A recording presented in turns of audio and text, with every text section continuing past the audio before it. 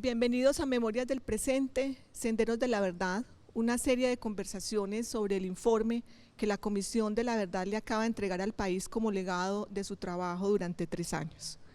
Hoy vamos a hablar con unos invitados, yo digo que maravillosos, no solo por su experiencia en el trabajo de la comisión, sino por las historias particulares de vida que cada uno de ellos tiene.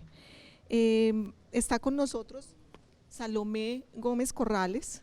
Salomé es antropóloga, nacida en el Cauca, feminista, y tuvo durante el mandato de la comisión la coordinación de enfoque de género.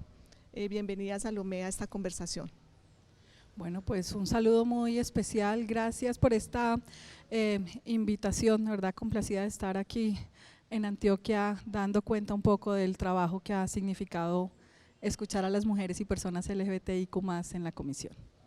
Bueno, también está con nosotros Jorge Alboreda. Jorge es agricultor, él vive en la vereda La Pica del municipio de Pueblo Rico en Antioquia. Muchas gracias, Jorge, también por venir a hablar con nosotros. No, antes todo lo contrario. Gracias por invitarme y por permitirme contar un poquito la historia de lo que me pasó hace tiempo. Gracias.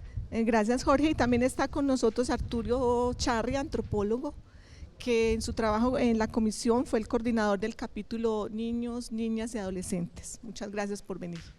Muchas gracias, Patricia, y muy feliz de estar acá con estas personas tan maravillosas. Bueno, hemos dicho varias veces aquí la palabra conversar, que es, digamos, el asunto por el que estamos aquí compartiendo. Y algo que hizo la comisión durante estos años fue propiciar conversaciones con un ejercicio, digamos, ético muy serio de escuchar. Y creo que esa es una palabra que es un verbo al que en Colombia podríamos tenerle un poco más de cuidado. Y me gustaría saber, Salomé, cómo se vuelve práctica la palabra escuchar en el tema que trabajaste durante estos años referido a las mujeres y a las personas LGTBI. Bueno, creo que por supuesto el trabajo fundamental en la comisión ha sido escuchar a todos, a todas, al que piensa diferente, escuchar a los niños, a las niñas, a los adultos, escuchar, digamos, desde la diferencia, y en el caso particular, digamos, desde el enfoque de género. Esta escucha ha significado pensar en metodologías diferentes, ¿no? En garantizar la participación plural, diversa de las mujeres, y hablamos de la escucha a las mujeres en plural, porque escuchamos a las mujeres campesinas, a las rurales, a las afrodescendientes, a las indígenas, a las mujeres excombatientes, no solamente a las mujeres víctimas de este conflicto armado, sino también a mujeres que han aportado, digamos, en el proceso de construcción de paz.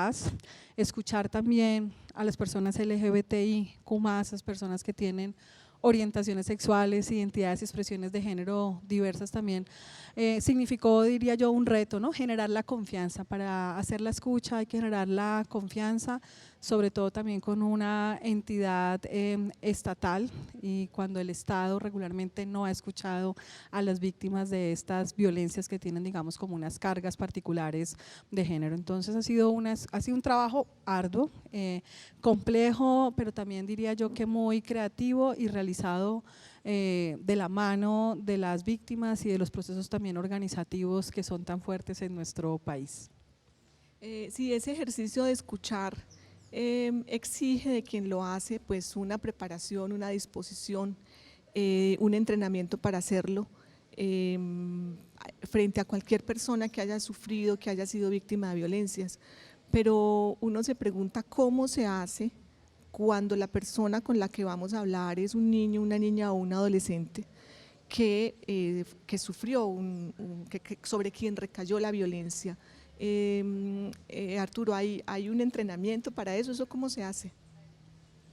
Bueno, yo creo que al final lo que nosotros hacíamos era tratar de dignificar todos los testimonios y a las personas que nos las compartían. Por supuesto, en el caso cuando se es niña o adolescente, pues hay que tener también un cuidado especial para generar una confianza, porque de pronto lo ven a uno como el adulto que llega a hacerle una serie de preguntas. Entonces la generación y construcción de confianza con estas poblaciones se vuelve fundamental, pero también está cuando escuchamos a adultos o jóvenes que sufrieron un hecho violento hace 20 o 25 años y el ejercicio es que esa escucha dé cuenta de esa niñez.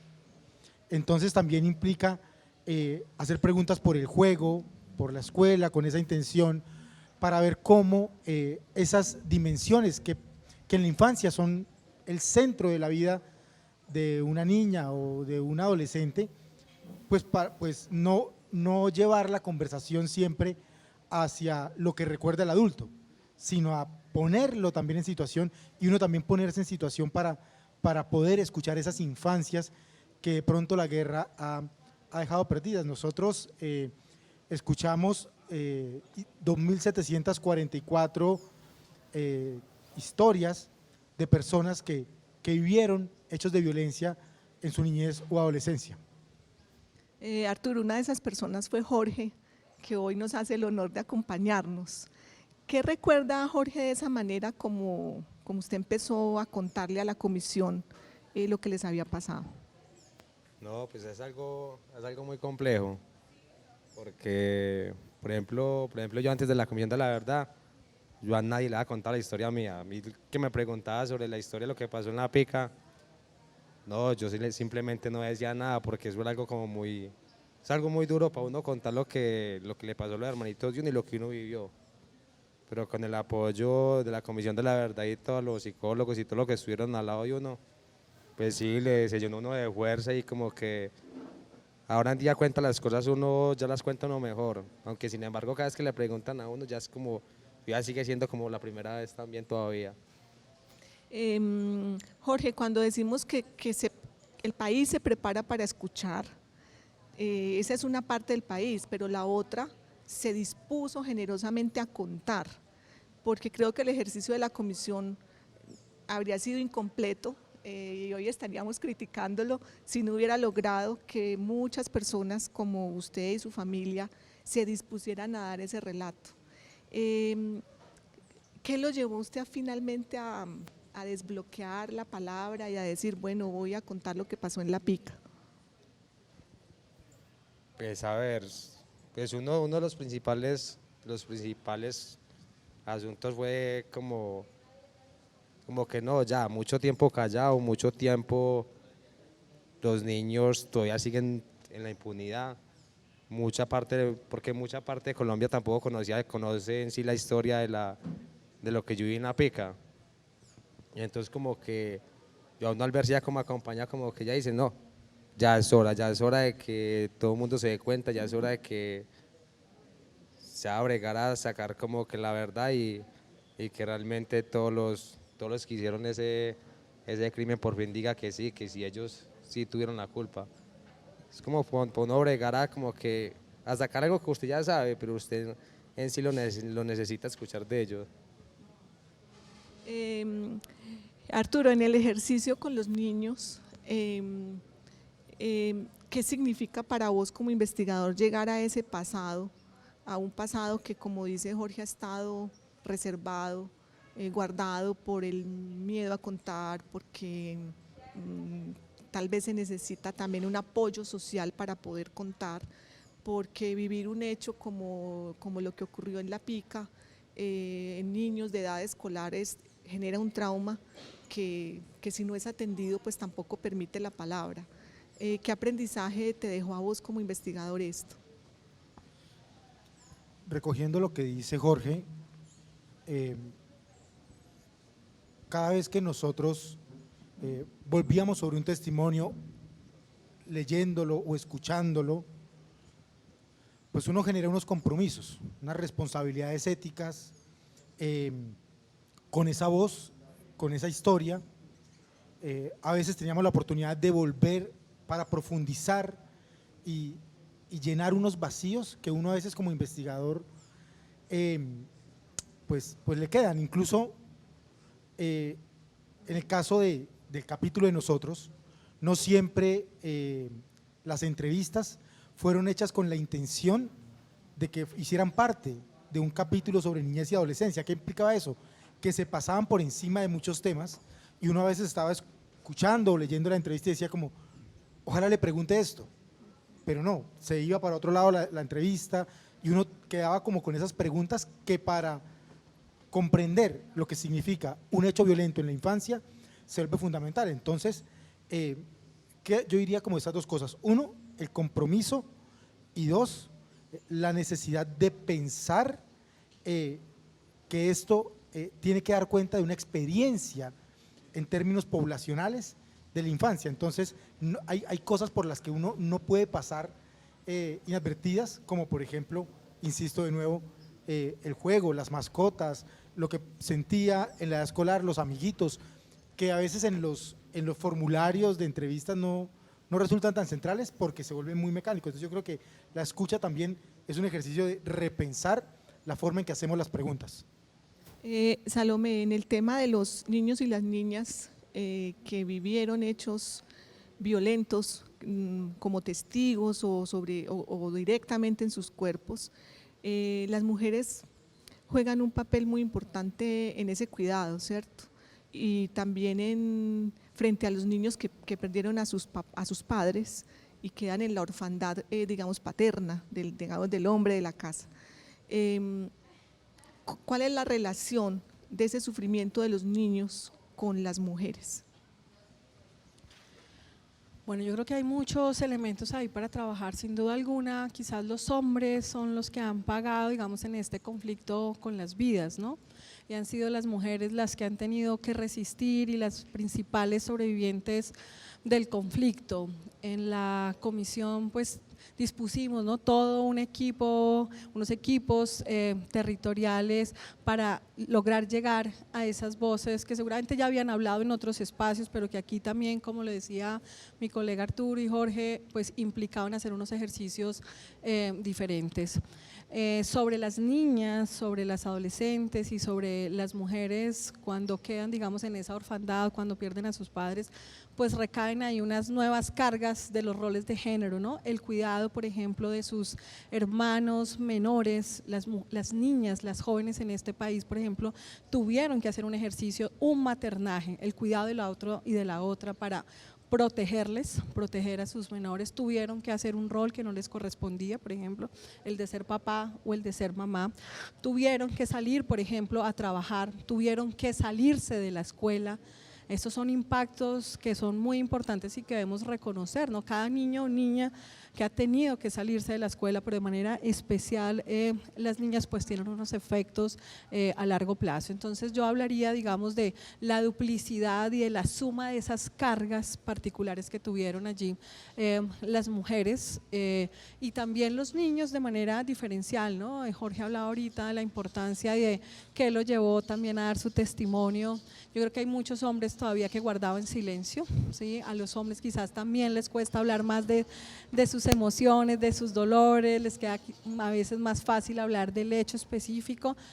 Las mujeres hablan más desde la emoción, ¿no?, desde lo particular, y reviven, y creo que cada vez que contaban también un testimonio pasaban por el corazón, pasaban por el dolor, y tanto ellas como quienes hacíamos este ejercicio de la escucha, pero resaltaría ese ejercicio ahí como que es muy particular en las niñas y en las jóvenes, y es haber asumido unos roles que no les correspondía para poder defender la vida, permanecer y resistir.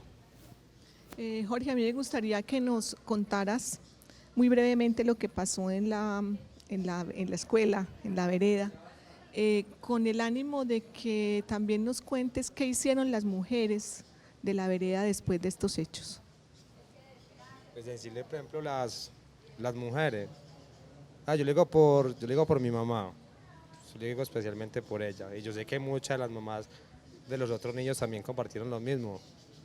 Por ejemplo, yo a mamá la admiro mucho, porque sí, la admiro bastante, igual que las otras madres, porque ellas al verse prácticamente con un hogar destruido y saber que ellas eran las que tenía que colocar la berraquera, de estar por encima de todo, no dejarse caer, por los papás, ya no hacen caer porque ahí están los papás, están los demás hermanitos.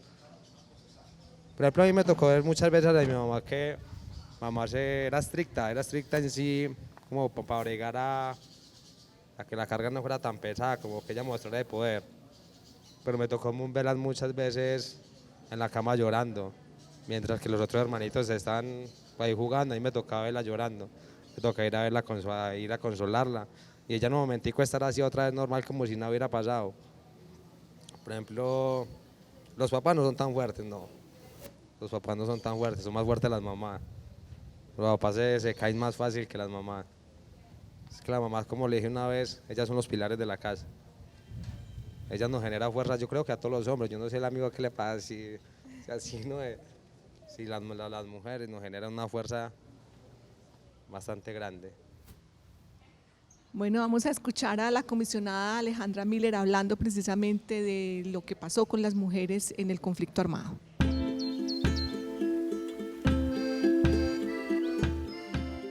En la primera parte sobre el que pasó, básicamente exponemos todas las formas de violencias que vivieron las mujeres e hicimos énfasis en las violencias sexuales, las diversas violencias sexuales que ejecutaron todos los actores armados. Aquí hay un hallazgo que es muy importante, es decir, todos violaron a las mujeres en este conflicto armado, pero claro, hubo diferencias en términos de los actores, de los territorios, de las temporalidades. Eso creo que es importante. En algunos casos podemos hablar de que hubo estrategia de la violencia sexual como botín de guerra, pero no en todos los casos, no todos los grupos armados, y eso es parte de lo que va a traer el informe. Entonces, bueno, en esa primera parte hablamos sobre el desplazamiento, la violencia sexual, el despojo que vivieron las mujeres, lo que eso significaba para las mujeres, por ejemplo, indígenas, afrodescendientes, las mujeres campesinas. Tenemos una parte que nos parece que es muy importante, que son esas violencias sobre las mujeres más invisibilizadas, de las que nunca se ha hablado, las mujeres, por ejemplo, que ejercieron la prostitución, el trabajo sexual y que fueron víctimas muy fuertes del conflicto armado, y en ese sentido pues nos parecía muy importante contarle al país también esas violencias sobre estos sectores más invisibilizados o las violencias sobre las mujeres políticas, por ejemplo.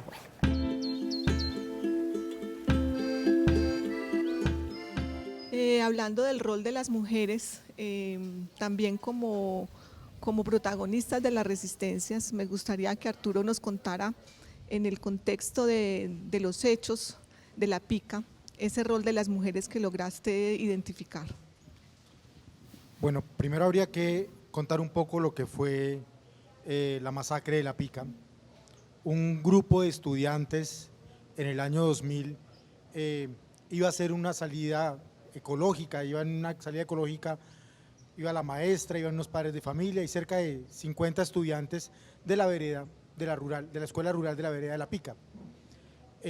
Cuando llevaban unos 40 minutos de caminata, un grupo de soldados les dispara y le dispara durante cerca de una hora, y el resultado es que esa mañana de agosto del año 2000, 6 de los estudiantes menores de 11 años mueren por los impactos de las balas del ejército, 4 más quedan heridos.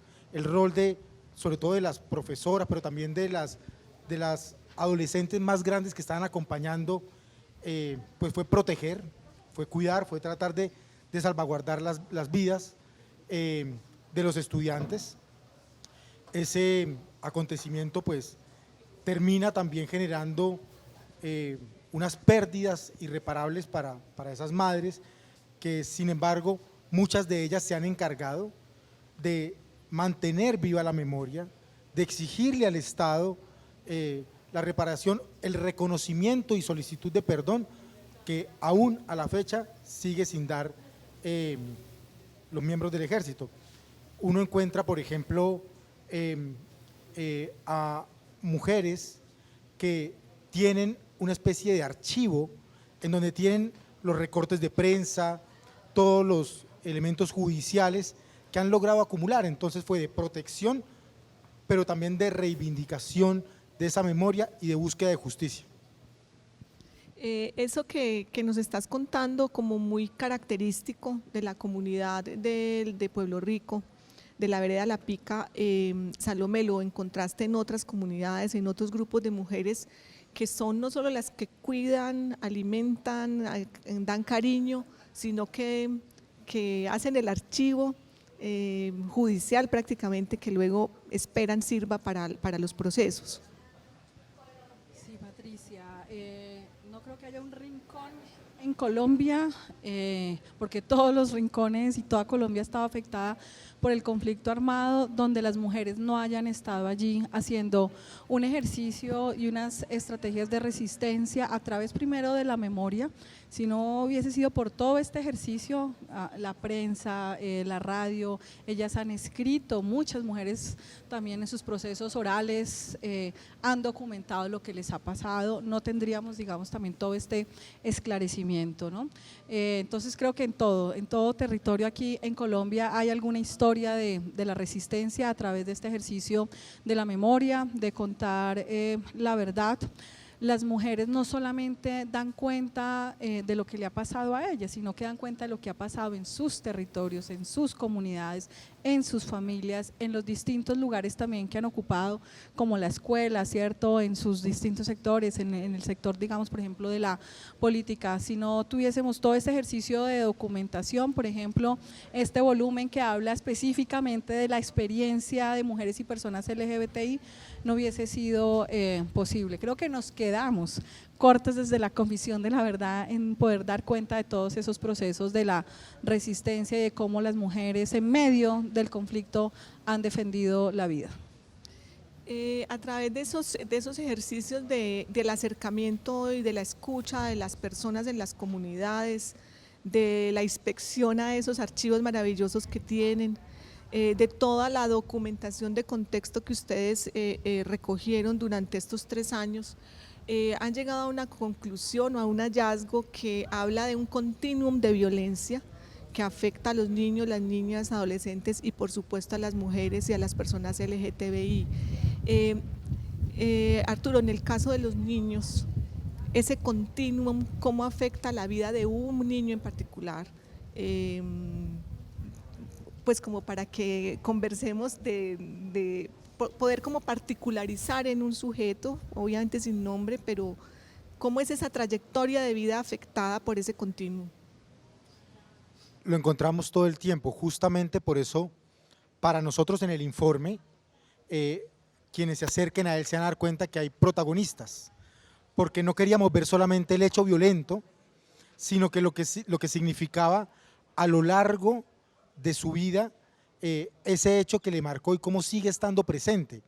En ese sentido, tenemos por ejemplo historias de adolescentes, de niñas o niños que cuando sufren, por ejemplo, el fenómeno de desplazamiento, un hecho de desplazamiento, no es el punto de partida, sino por ejemplo, antes había otra serie de violencias que van a ocasionar ese desplazamiento y durante el desplazamiento hay otra serie de violencias, otra pérdida de derechos sistemática, progresiva, que muestra que a veces el análisis que uno podría hacer del desplazamiento no es más que un eslabón dentro de una larga serie.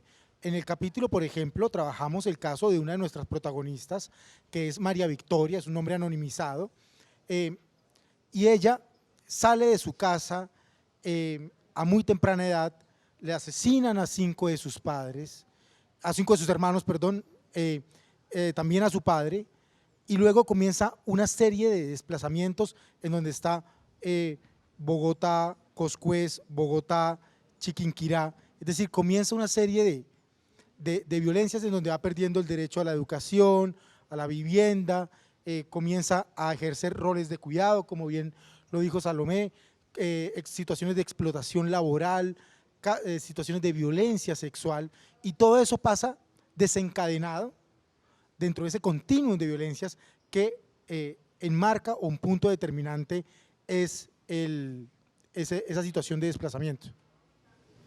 Vamos a escuchar nuevamente a la comisionada Alejandra Miller hablándonos de sus hallazgos en el tema de mujeres.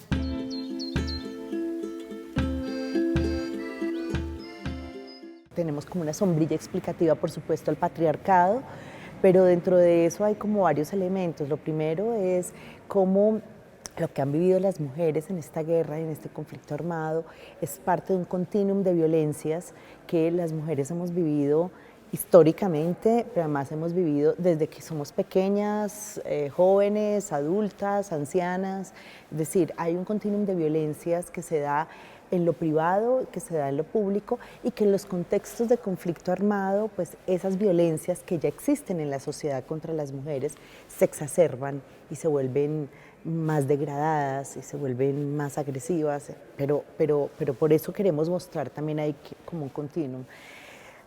También encontramos, por ejemplo, cómo la manera como las masculinidades guerreras se van formando en estos contextos de conflicto también contribuyen a que la guerra haya impactado a las mujeres de una manera específica y particular. Entonces, la forma como se entrenan los guerreros en todos los ejércitos, en la fuerza pública, en las guerrillas, en los paramilitares, con diferencias, por supuesto, no son lo mismo, pero en todo caso todos llevan un componente profundo de misoginia, de odio finalmente hacia las mujeres, que se expresa ya cuando se dan los procesos o de control territorial o de combates, etcétera, o la mirada sobre las mujeres que consideran enemigas. Bueno, todo eso tiene un impacto en la manera como se trabaja, digamos, se afectaron a las mujeres de manera específica.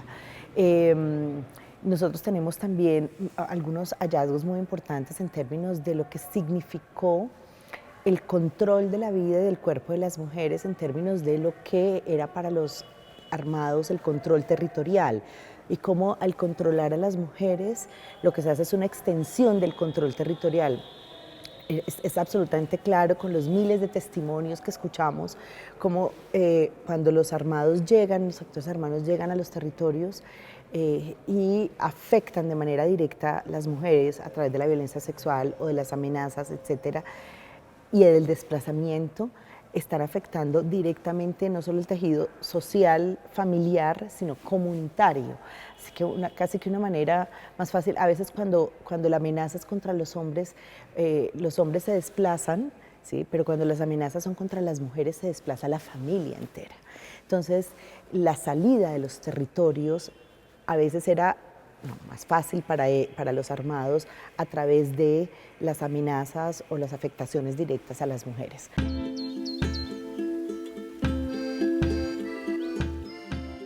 Cuando hablamos de violencias continuas, estamos hablando de que una familia o una persona en Colombia puede estar sometida en distintos momentos de su vida a hechos violentos, no solamente asociados al conflicto armado, también a veces el Estado, cuando priva a las comunidades de sus derechos, pues ejerce una violencia y eso puede determinar decisiones vitales de las personas.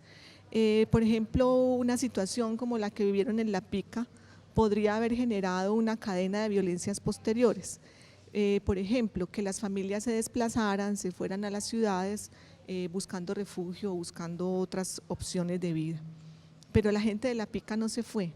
Y ahí está como la contracara de esta situación, que es a veces los grandes esfuerzos que hacen las comunidades por resistir y por permanecer en su territorio y por seguir la vida, sabiendo que fueron víctimas y que sobre ellas se ejerció una violación a sus derechos.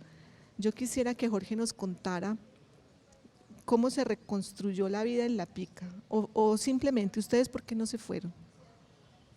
A ver, es una pregunta como que todo mundo se hace la misma pregunta también. ¿Ustedes por qué no se fueron? O todas las familias, porque todas las familias somos de Pueblo Rico. ¿Por qué no se han ido? ¿Por qué siguen en Pueblo Rico? Por ejemplo, en la cuestión de nosotros, no hay por qué irse uno de Pueblo Rico. Pueblo Rico es un pueblo muy tranquilo y siempre lo había sido, siempre toda la vida lo ha sido. No sé por qué pasó, no sé por qué estos, digámosle, benditos soldados se metieron allá y hicieron lo que hicieron en La Pica. Pero en sí la Pica ya no ha sido un lugar muy tranquilo y yo no conozco otro lugar más tranquilo que La Pica para vivir, no lo conozco. y además uno, pues uno prácticamente ahí tiene la familia, tiene los amigos, está la comunidad al lado de uno. Entonces dice uno como que la pica, no, que por miedo tampoco, es que allá nunca pasa nada, en la pica no pasa nada, es un lugar muy tranquilo. No, o sea, así como la necesidad de uno dice de ese lugar, no, nunca la ha habido ni. Y también es otra cosa, es que uno dice la pica, es como abandonar también todo lo que uno vivió con los hermanitos. Y uno dice la pica, es como decir, no, ustedes ya quedaron impunes, ya no hay nada que mirar otra vez en la pica. Pero hasta que no pase nada, yo creo que hasta que los hermanitos no y los amigos no salgan a la luz todos, no, yo creo que nadie se iría a la pica, nadie se va a ir. Eso es resistencia, Arturo. Que sí es resistencia. Que si eso es resistencia, sí es resistencia, por supuesto que lo que Jorge nos comparte, por supuesto que es un hecho de resistencia, porque él lo plantea en términos de no nos vamos hasta que se esclarezcan los hechos, pero además porque abandonar el territorio también implica abandonar lo que significa su familia, lo que significan sus memorias, sus recuerdos, de alguna forma, y eso lo dice mucho la comunidad, y es lo que nosotros necesitamos no es irnos del territorio, sino que reconozcan lo que aquí ocurrió, que nos pidan perdón, que esclarezcan los hechos y que eso se convierta en una acción de reparación para incluso restituir el buen nombre, no solamente de las 6 niñas y niños que murieron en esa acción, sino también de la comunidad, porque al final cuando ocurre una masacre de esas, también cae una estigmatización sobre la comunidad. Entonces, la forma de afrontarlos como comunidad también es un acto de resistencia, no irse y exigir justicia, verdad y reparación. Salomé, hay comunidades donde eso no es posible, donde las condiciones geográficas, económicas, morales de la comunidad no permiten hacer ese ejercicio que hicieron en la pica y de algún modo protegerse. Y muchas familias se van, o los niños y las niñas y las mujeres se van solas y entran en otros ciclos de violencia o en otros escenarios de vulneración. Ustedes analizaron eso y vieron cómo las mujeres y las personas de la comunidad LGTBI corren peligro cuando no tienen comunidades protectoras. Pues como tú lo planteas, claro, en cada territorio el conflicto se vivió de manera distinta y se resistió también de manera distinta. Yo diría que en general aquellas comunidades que tuvieron que irse están también en la búsqueda de retornar, de regresar, sacar por ejemplo a las mujeres de sus territorios, a sus familias, significa un impacto profundo en las comunidades. Muchas tuvieron que desplazarse, muchas fueron despojadas de sus tierras.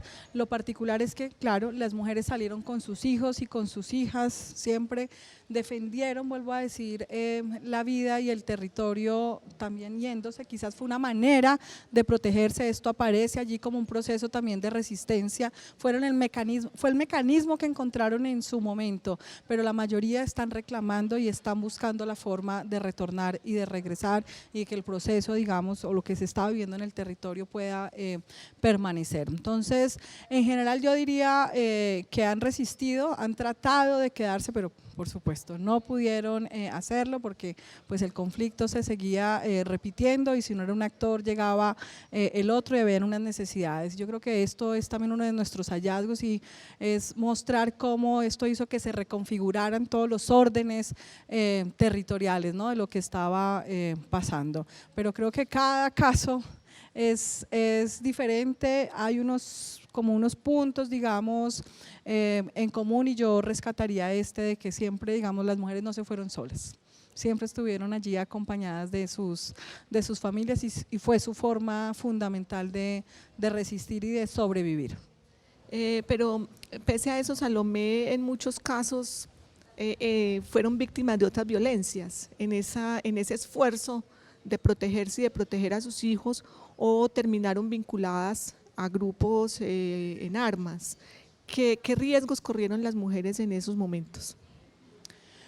Bueno, sin duda alguna, digamos, también desde el informe de la comisión, en especial, digamos, en nuestro capítulo, pudimos dar cuenta de ese continuum de violencias, es decir, lastimosamente las niñas, las mujeres, las jóvenes han vivido distintas violencias más allá del conflicto armado, lo han vivido en sus casas, hay una sociedad que legitima las violencias, ¿no? Hay un sistema también patriarcal que ha legitimado y que ha hecho que donde estén vivan esas violencias.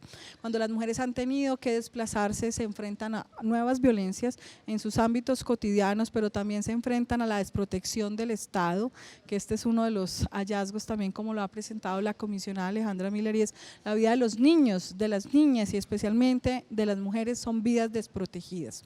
Pero yo quisiera resaltar que lo que nos dan cuenta también las historias de las mujeres es que son cuerpos que no descansan.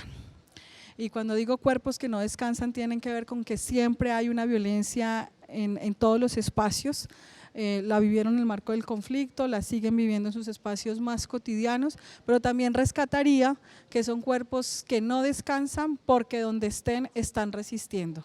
A través del arte, de la palabra, yo creo que los jóvenes en este país dan cuenta de la juntanza a través del arte, ¿no? de esas nuevas formas también de narrar, y ha sido también reivindicar la palabra. Bueno, vamos a seguir escuchando a la comisionada Alejandra Miller y sus reflexiones sobre lo que pasó con las mujeres en el conflicto.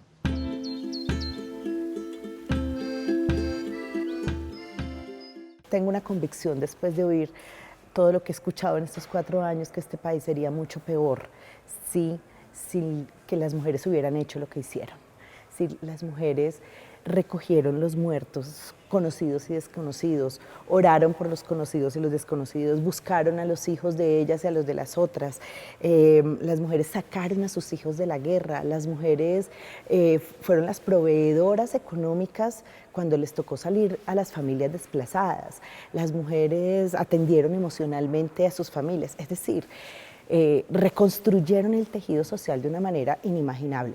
O sea, yo creo que las mujeres en este país contribuyeron a la defensa de la vida, al cuidado de la vida, y creo que ese es el gran potencial que tenemos las mujeres de cara a las recomendaciones de la Comisión de la Verdad. Y no solo las recomendaciones que tienen que ver con los temas de las mujeres, sino las recomendaciones que tienen que ver con el país. Esa potencia del cuidado y de la defensa de la vida que mostraron las mujeres y que sigue mostrando las mujeres colombianas a través de todos los procesos que hemos visto, es parte de lo que queremos contar ahí en el capítulo.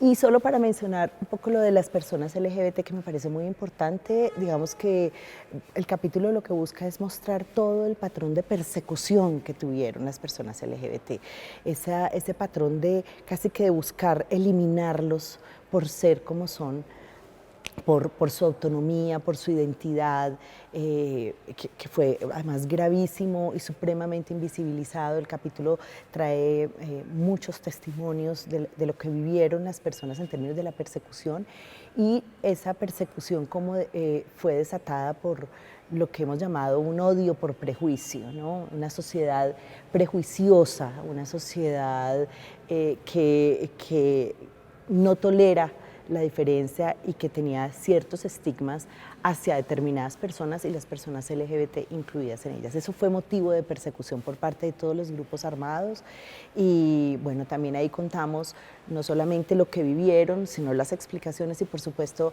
las resistencias que son conmovedoras y además muy bellas, digamos que muestra fundamentalmente en el caso de las personas LGBT esa lucha por la libertad. Por el respeto a que les dejen ser.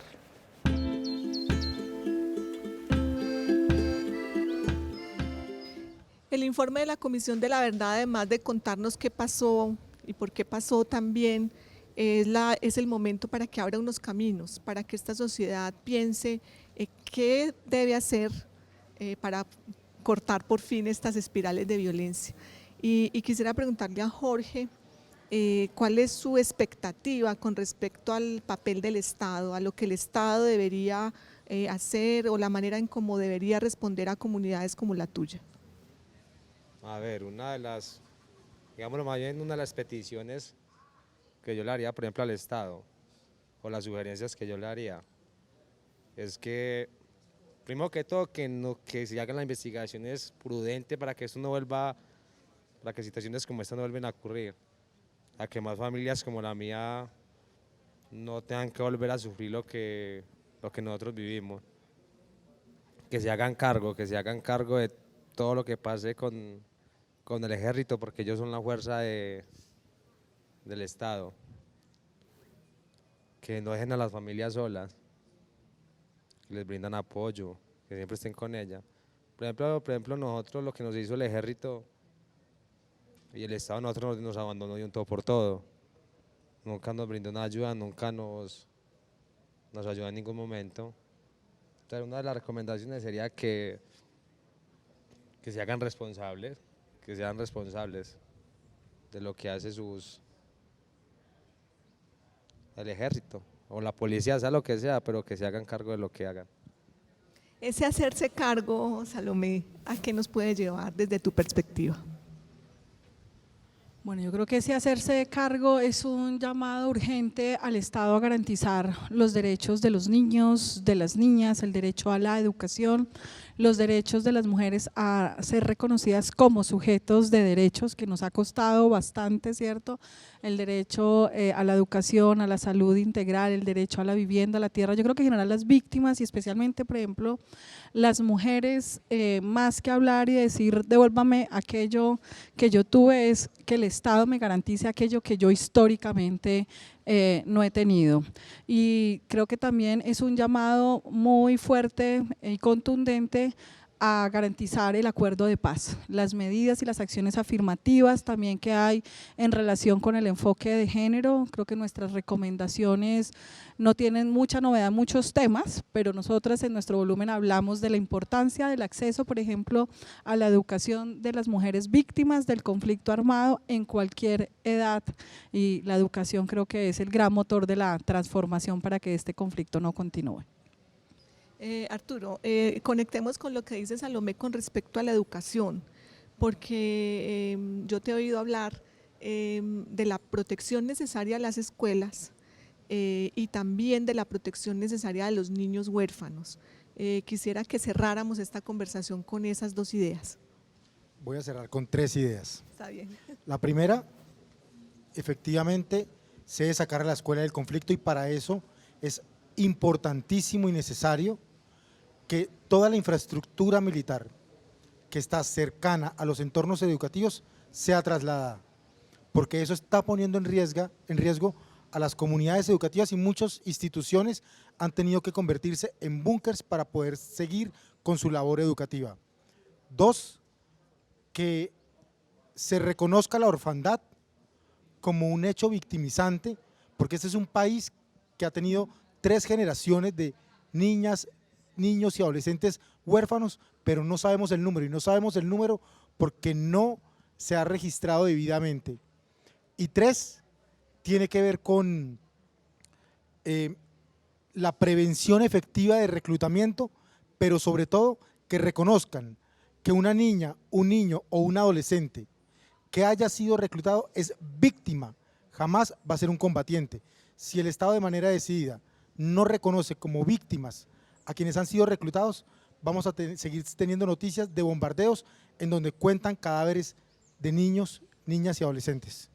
Me gustaría saber cómo estos informes, toda esta gran investigación que ustedes han hecho contribuye a la justicia y contribuirá al reconocimiento de responsabilidades. Para nosotros ese era un tema fundamental. Cuando empezamos a trabajar, por ejemplo, el caso de La Pica, y descubrimos que a pesar de que hay fallos de la Procuraduría, de que hay una importante cantidad de testimonios que demuestran la responsabilidad por parte de las fuerzas militares, que demuestran cómo no ha habido un reconocimiento, ni siquiera una solicitud de perdón, pues identificamos que ese era un caso al que teníamos que subirle el volumen, que teníamos que hacer visible, porque eso también es un ejercicio de reparación y de reconocimiento y dignificación de estas historias. Lo mismo hicimos con otros casos que también fueron muy importantes, como el caso, por ejemplo, de la Operación Berlín, de la columna móvil Arturo Ruiz, y el asesinato, primero el reclutamiento de estos niñas, niños y adolescentes en la zona de distensión por parte de las FARC, pero luego la acción del ejército en donde pues asesina a decenas de niños que conformaban esta columna, y necesitábamos ponerlo como un hecho de reconocimiento, pero que también el Estado asuma esa responsabilidad para que las comunidades entiendan que eso que les pasó a ellos no puede volverse a repetir. Salomé, ¿qué nos dices al respecto del aporte a la justicia? Pues yo añadiría que el informe final y de manera particular el volumen sobre mujeres y personas LGBTI es un gran llamado al reconocimiento de responsabilidades, por ejemplo, sobre las violencias sexuales y reproductivas que han cometido todos los actores armados, guerrillas, paramilitares, fuerza pública, pero que todos los actores siguen negándolo, y eso hace que la impunidad frente a estos hechos siga siendo muy alta. Entonces creemos que ahí hay un gran aporte y ayuda, por ejemplo, en este momento también al macrocaso de violencias sexuales ante la JEP, que han venido exigiendo las víctimas y los procesos organizativos de mujeres para demostrar que estas violencias ocurrieron en el marco del conflicto, que no fueron unas violencias aleatorias, que si bien los actores armados quizás no lo tenían todos en una política escrita, los actores armados tampoco hicieron nada, ¿cierto?, para sancionar al interior estas violencias. Y si no reconocemos las violencias sexuales y reproductivas que se han cometido contra las mujeres, pues esto va a seguir ocurriendo también en los distintos espacios y va a seguir siendo legitimado por la sociedad civil.